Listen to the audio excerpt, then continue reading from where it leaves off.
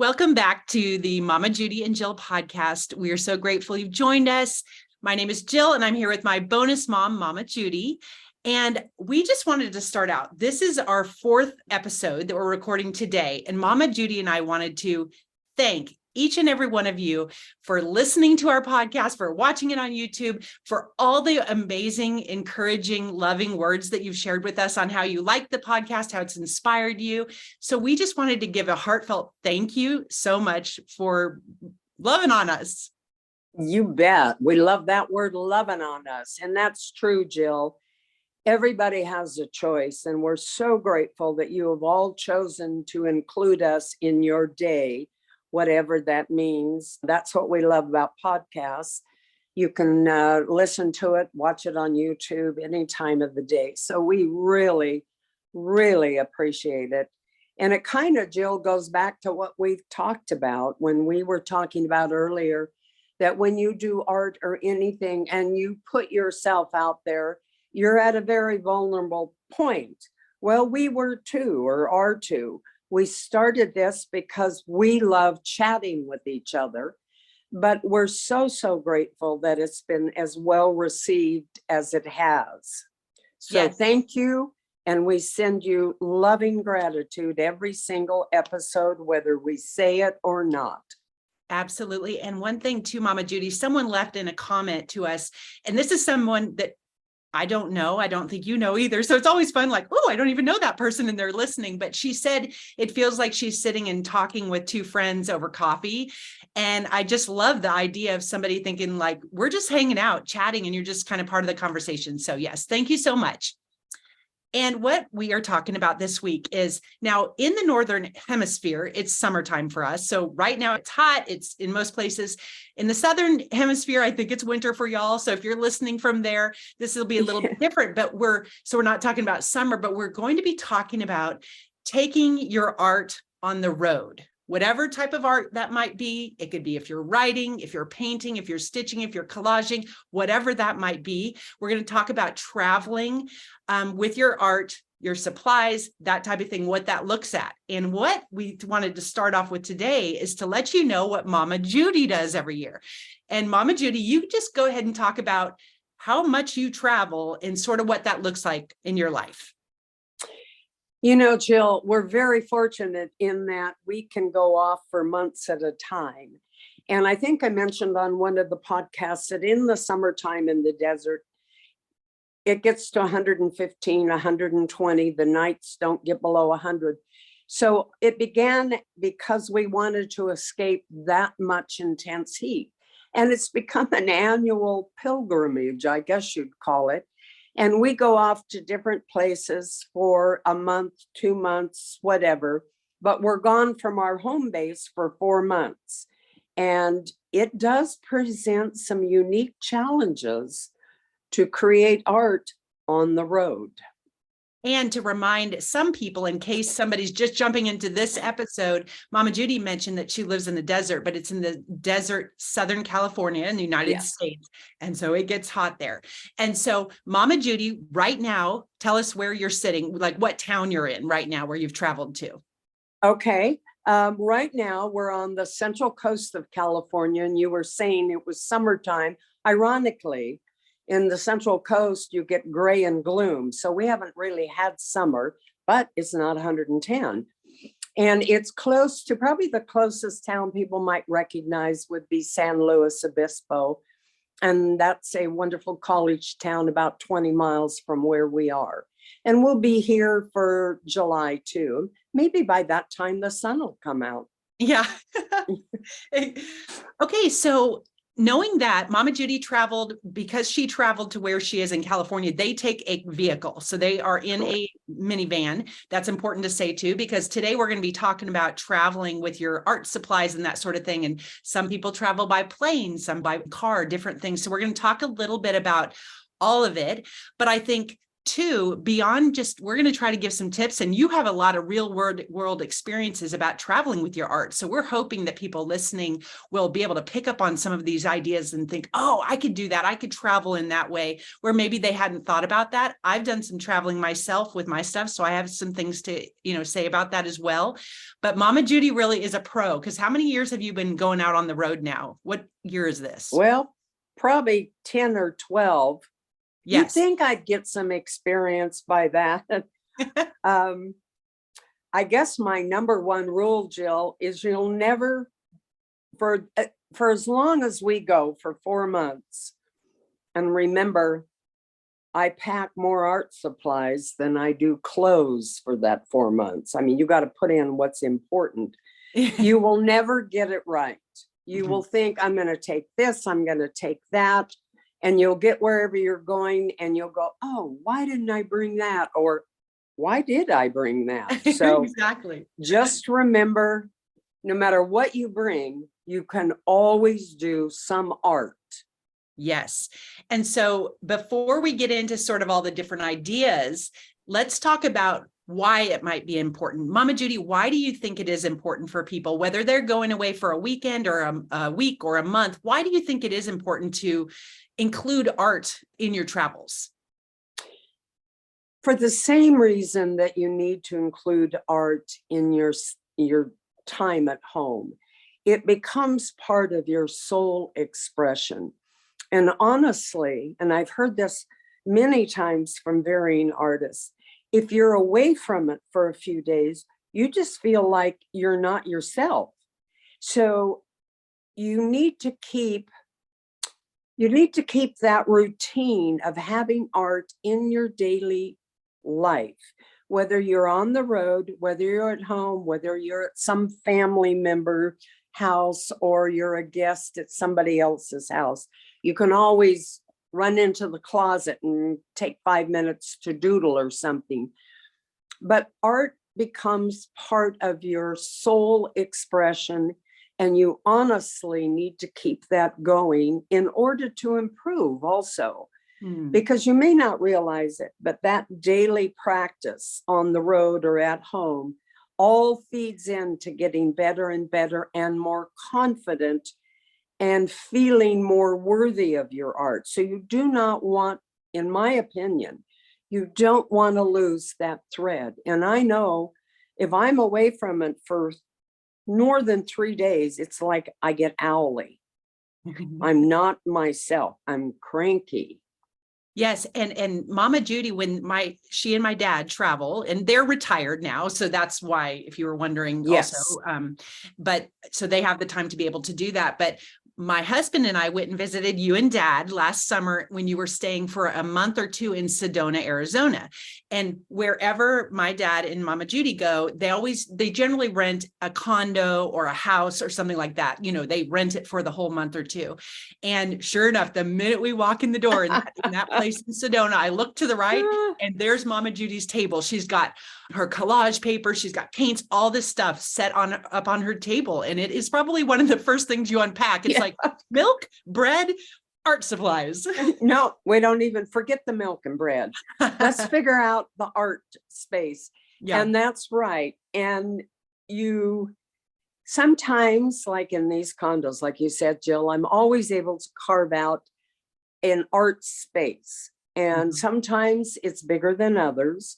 But even if there was no room for that, I would find, and I think everybody can find, art to take that requires very little space. And let me give you another example. When we go off traveling in the wintertime, maybe for 2 nights on the road, and I'm going to be in a hotel room, I don't pack up what I normally do for 4 months, but I take a little tiny self-contained watercolor kit and a tiny little pencil and watercolor paper, so that even though I'm not doing what I normally would do at home, I'm still got that creativity feeling going, even if it's at the end of a day out exploring what city we're in. I can come back and spend 10 or 15 minutes I call them sacred circles, making little circles on the paper, or my stick men. It just keeps the line of creativity open. And it happened to think about something else on why I think it's so important to keep it going, Jill. When you keep that line of creativity open, even though it doesn't feel like you're accomplishing much, you're developing your creative muscle. And I use that term loosely, your creative eye. So you're out somewhere in a motel and you're in a strange city and you're doing your little doodles and your little art. It's going to help you see that city, that space in a different light than if you were just there with no creative eye. You're going to see the crack in the sidewalk that reminds you that you can go home and doodle that. You're going to see the flower coming out of the crack. Some artists have even seen faces in buildings or a heart out on the seashore. Just, it helps you keep your creative eye open. Right. And also experiencing different cultures. So not only the scenery, Yes. so like the things that you just mentioned, but also you might see a beautiful mountain view that you just think, oh my goodness, that is the most. So whether you take a picture or you remember it, come back, sketch it out, paint it out, whatever, stitch it out, whatever you might do, but you're going to see things in other places that are going to spark that creative juice, I think, as well. And then culturally also, there could be things, architecture is different, than just the colors are different. Yes. Be traveling to certain areas, they may have all, like I've seen this, I've never been there, but I think it's in Greece and maybe different parts of Italy and stuff, how you look along the water and they have like either all like white houses, or they might have all very, very colorful houses along the way. That to me is, no matter if you think you're creative or not, that is going to brighten your creative mind for sure. Absolutely. And that reminds me of when you went to England.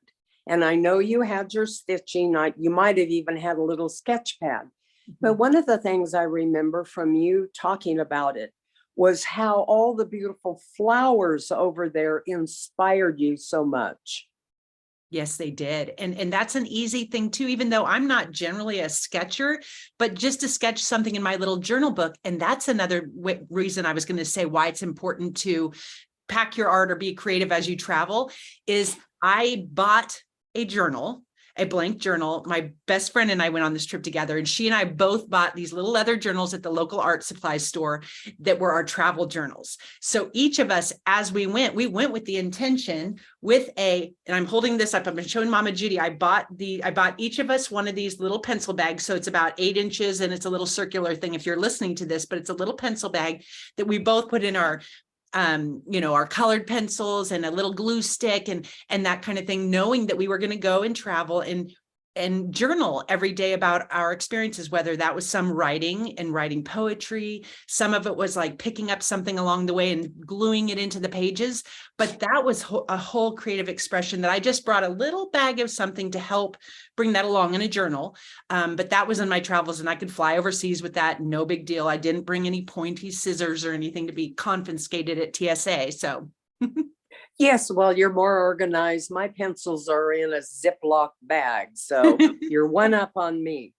But Jill, getting back to traveling, it depends on what type of vehicle you're traveling in, because you mentioned some things going through the airport security that will limit people. It depends upon how long you're going to go.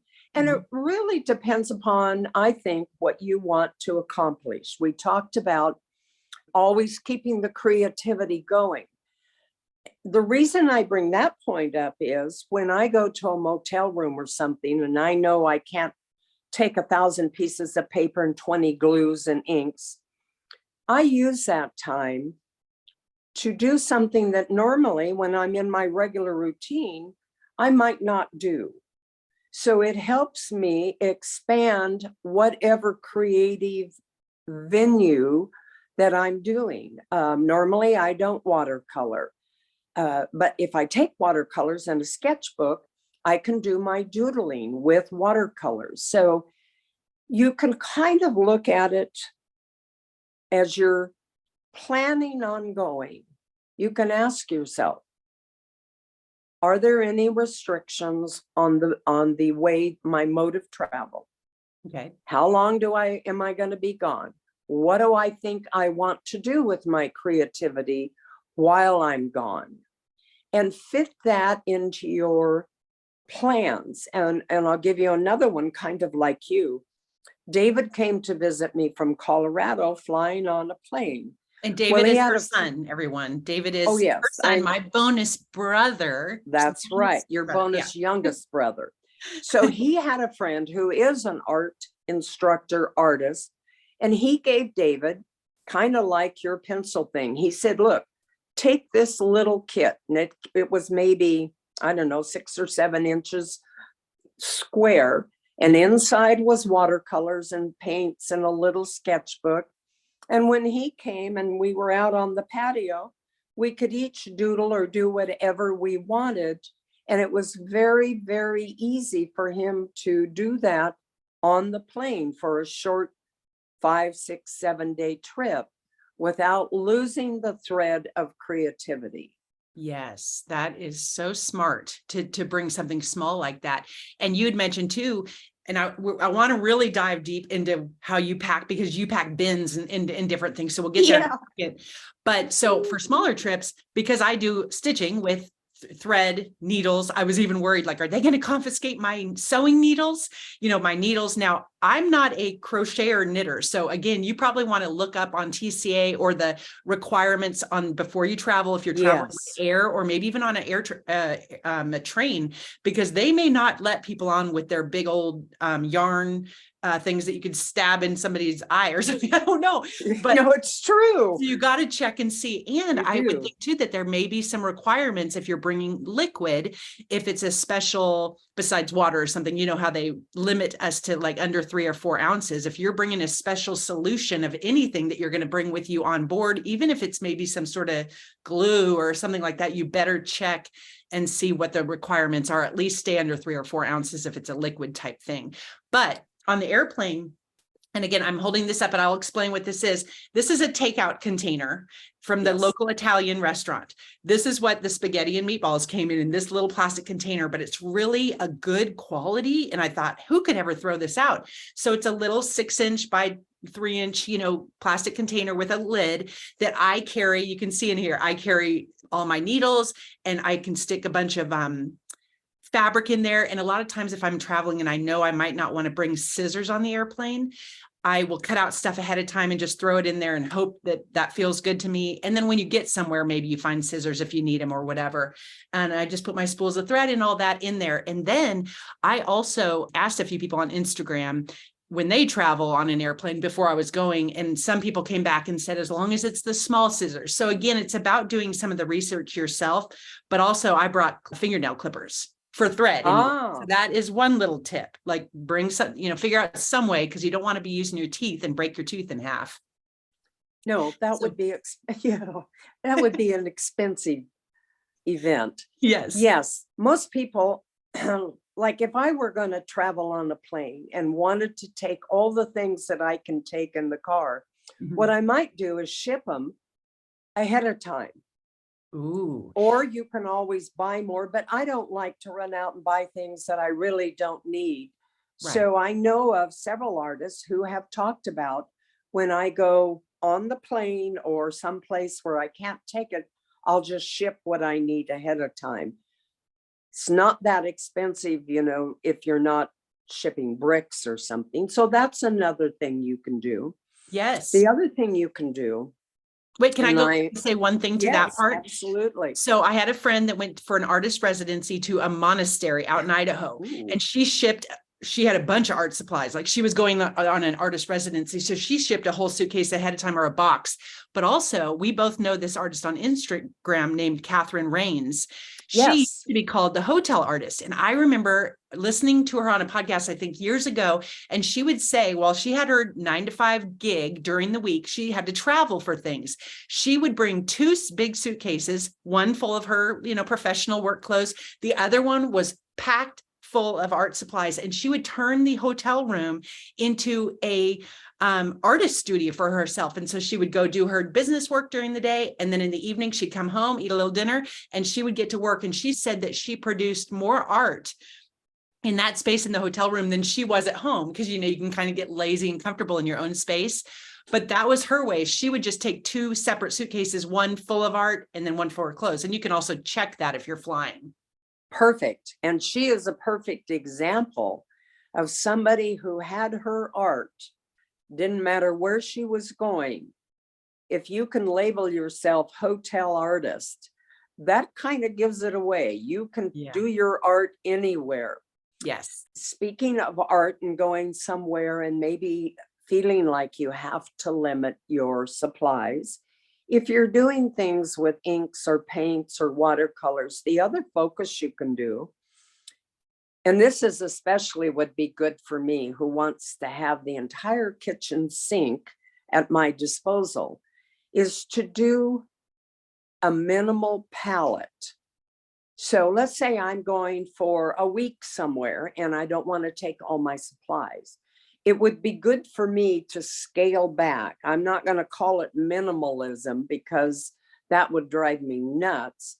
But let's say I focus on taking 3 different colors, 3 different pens, 3 different something. Limit yourself so that you don't have the kitchen sink, and then see what you could do with that. That also gives you the continuity of creating art, but it expands what you normally would do. So that's just another thing that people can think about as they travel with their art. That is so smart. I wouldn't have thought about that. And it's kind of fun, like challenge yourself to just use those 3 colors. Or if you stumble across something that you could use in your travels, great. But yeah, that seems fun to kind of have some parameters around it like that.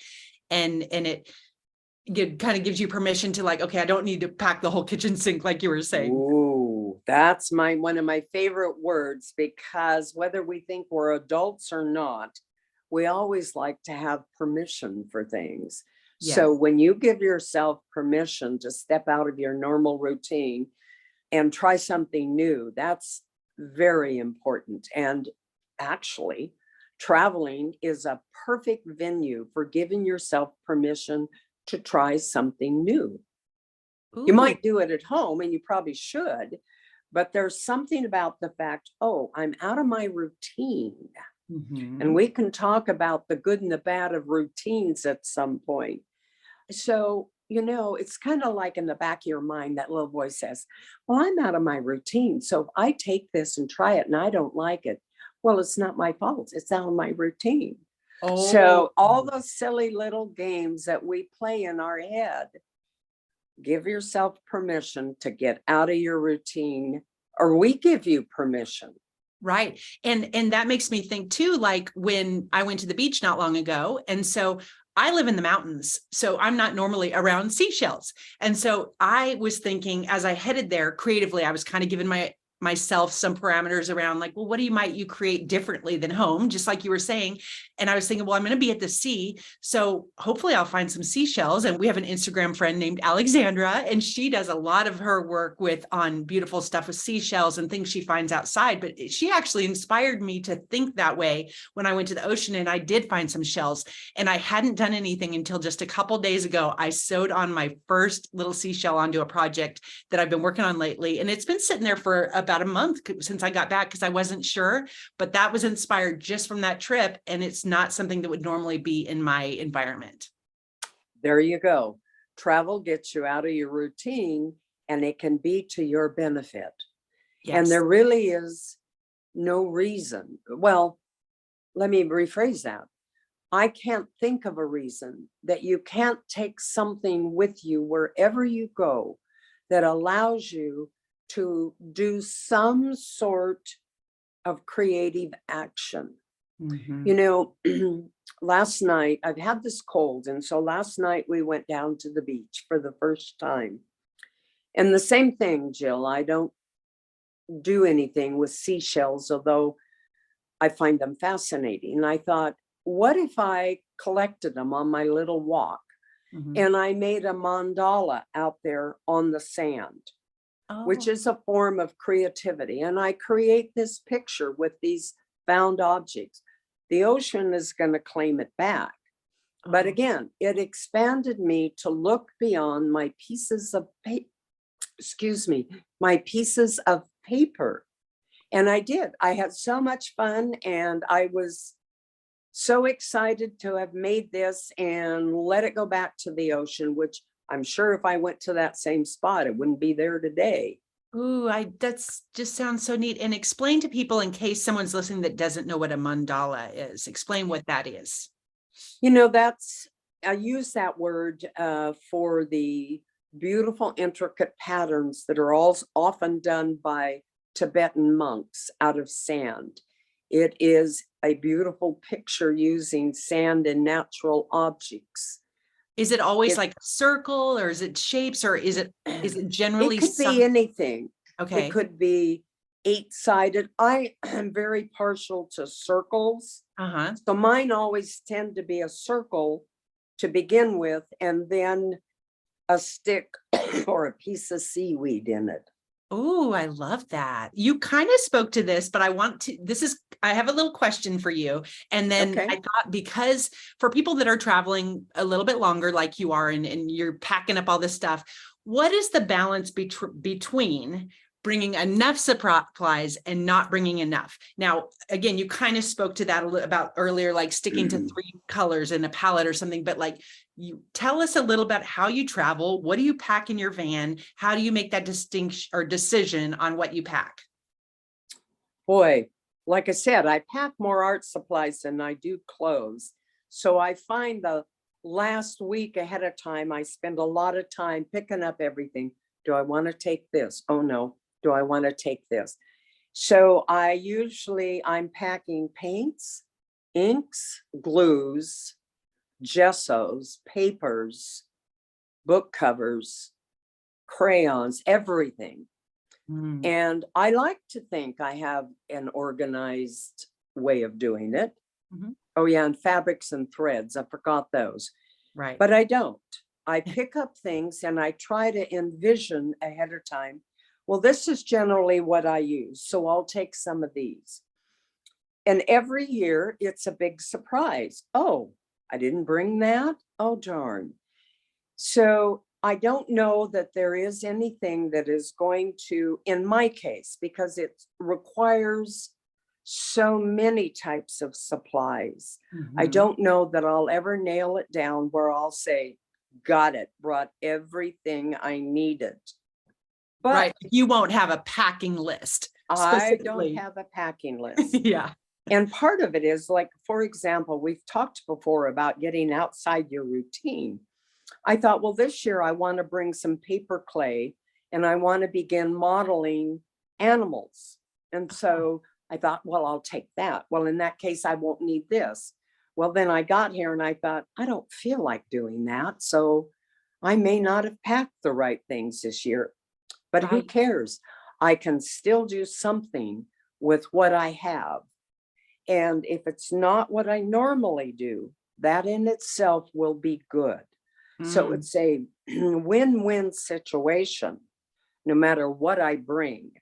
And I'd like to tell everybody that and a packing list would be good if you knew exactly what you wanted to create.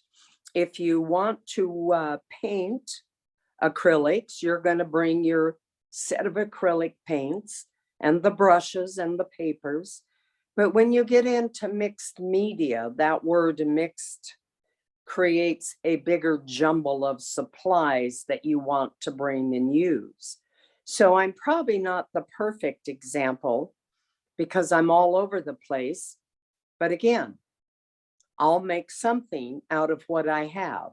Right. And you generally, because you're driving, you put them in bins, right? Would you say you kind of gather stuff up and have them and then put them in bins so that it's easy to transport in and out? I don't use bins, but I use big plastic recycled bags that Like hold you get at maybe the grocery 25 store. pounds. And I've Okay. got handles and I have boxes that keep the papers flat.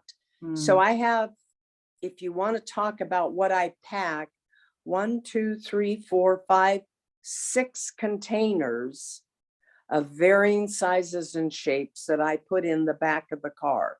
Okay, great. And I also wanted to say Mama Judy works in mixed media. So I remember this was several years ago. We went to Santa Barbara and my husband and I had an Airbnb and you and Dad came and visited us. And of course, I don't know what you packed as far as art supplies necessarily. However, we went out on a little country road drive and Mama Judy had us pulling over. Oh, look, there's an old piece of wood. Oh, look. And she will stop along the side of the road to pick up some interesting piece of iron or wood or rock or anything. And it's so fun. And so that is another thing. She does collect things as she's out and about in her travels. Yes, and in fact, after that visit, just for our audience's humor, William, Jill's husband, found me this beautiful piece of a redwood tree that had been cut down. It was in a pie shape, and it was probably 8 inches at the widest.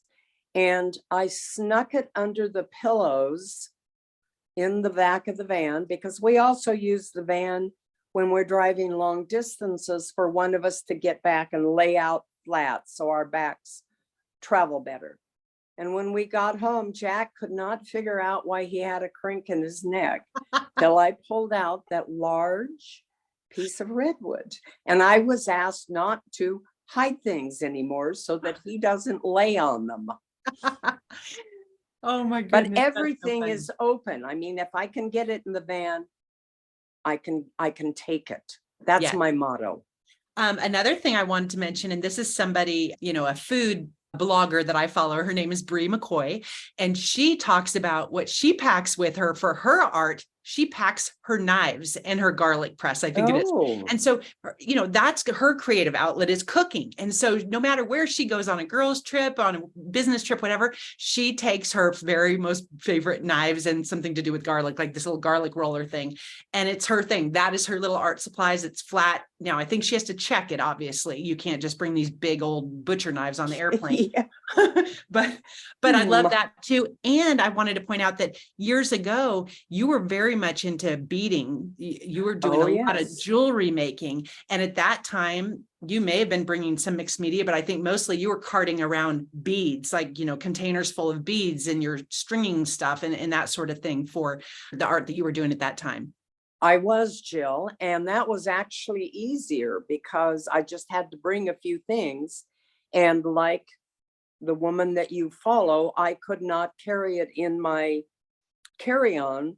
So I always had them in plastic containers, packed them in my suitcase, checked my suitcase. And that medium, beading, was simpler compared to what I pack now. Yes. So I think to kind of close up here is to encourage people that it can be tiny, small, something that you bring along with you, or if you're bringing bins or big bags full, or if you're going to the dentist's office and you can bring something little that you can stick in your purse or your bag or whatever. The whole point is to, like Mama Judy said, to keep that continuity of your creative muscle going instead of going on vacation and having 7 days of zero creativity in the way that you love to do every day. So really make it a point to just pack up something and continue to have fun. Even if it's something you said earlier, you don't normally watercolor, but if you're going somewhere, you just need a little something small to throw in a little pad of watercolor paper and a watercolor in a pencil. That's not something you normally do, but it's something that is exercising that creativity that's inside you. Yes, Jill, I would say that's my number one advice, rule, whatever. Always have something that keeps that creative thread going. Don't worry about what it is or what you're going to do with it. That's not the point. The point is keep the thread going so that your creative eye continues to develop. That is such good advice. Well, Mama Judy, this has been yet another wonderful conversation. I love you so much. And I would love to ask people too, if you've enjoyed this, we hope you'll continue to listen and please do share it with your friends. We really would love for you to just share it with whoever and let us know, talk to us on Instagram or you can email us, but we really do appreciate you once again for joining us here. We sure do. And I love you, my dear, and we'll see you soon. Okay, talk to you later, Mama Judy. Love you. Bye.